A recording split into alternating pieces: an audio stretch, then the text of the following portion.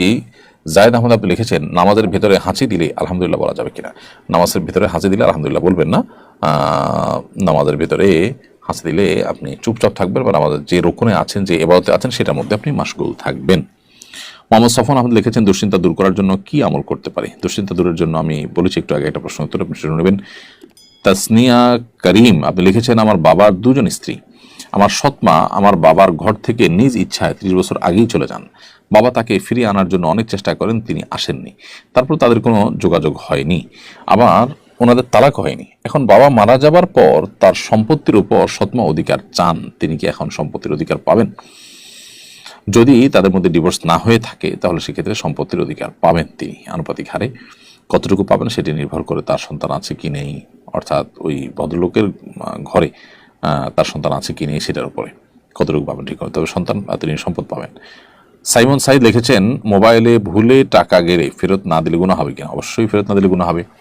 আপনার মোবাইলে ভুলে টাকা আসছে কারণ, তো আপনি যার টাকা আসছে তার থেকে তারটা ফেরত দিবেন, কারণ নবী সাল্লাল্লাহু আলাইহি ওয়াসাল্লাম বলেছেন, লা ইয়াহিল্লু মালু ইমরিইন মুসলিমিন ইল্লা বিতিবি নাফসি, কোনো মুসলমানের টাকা পয়সা তার সম্পদ এগুলো তার মনের যে সন্তোষ সেটা ছাড়া যদি আপনি ভোগ করেন, আপনি চান্সে রেখে দিলেন, তিনি আপনাকে আসলে দিতে চান না, তিনি সন্তুষ্ট আপনাকে দেননি, তাহলে সেক্ষেত্রে আপনার জন্য সেটা জায়েজ হবে না, হালাল হবে না।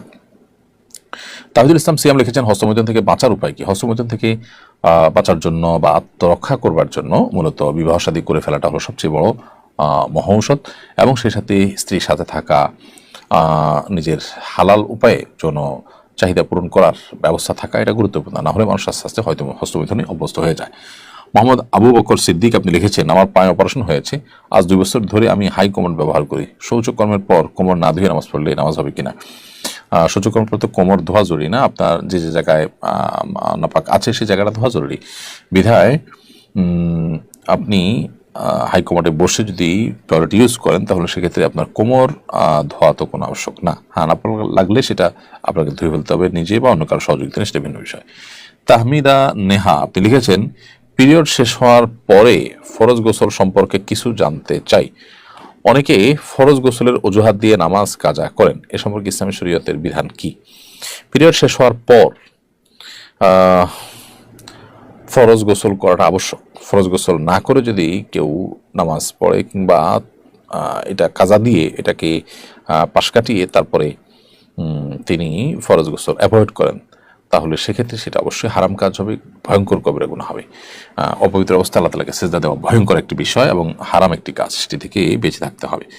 এছাড়া রবিউল লিখেছেন, আমি কখনো ভোট দিইনি, এদিকে আমার পাপ হবে না? আপনার কোনো পাপ হবে না। ভোট দেওয়া কোনো ফরজ বা ওয়াজিব বা সুন্নত কোনোটিই নয় যে এটি দিলে আপনার সওয়াব হবে বা না দিলে গুনাহ হবে। তবে হ্যাঁ, আপনি একটি মন্দকে প্রতিহত করতে চাচ্ছেন, তুলনামূলকভাবেই ইসলামের জন্য, মুসলমানদের জন্য অনুকূল কাউকে মনে হয় তাকে আপনি ভোট দেওয়ার চেষ্টা করছেন, এটা আল্লাহ রাব্বুল আলামিনের কাছে আপনাকে আজর এনে দেবে ইনশাআল্লাহ তাআলা। তবে আপনি ভালো কেউ নির্বাচিত হোক সেটা চাইলেন, মন্দ কেউ যেন না আসতে পারে জন্য চেষ্টা করলেন, সেটা আপনার সাথে থাকলে করবেন, কিন্তু আপনি ভোটারই হননি অথবা ভোট দেওয়ার অপশনই আসে নাই বা ইচ্ছাকৃত ভোট দেননি, এর কারণে আপনার কোনো গুনাহ হবে না। ব্যাপারটা এরকম না যে ভোট দেওয়াটা ফরজ কিংবা ওয়াজিব। হ্যাঁ, ভোট দিলে আপনি ন্যায়সঙ্গতভাবে দিবেন, অন্যায়ভাবে দিবেন না, এবং অন্যায়কে রুখবার জন্য দিবেন, এটা আপনার কর্তব্য, সেটা ভিন্ন বিষয়।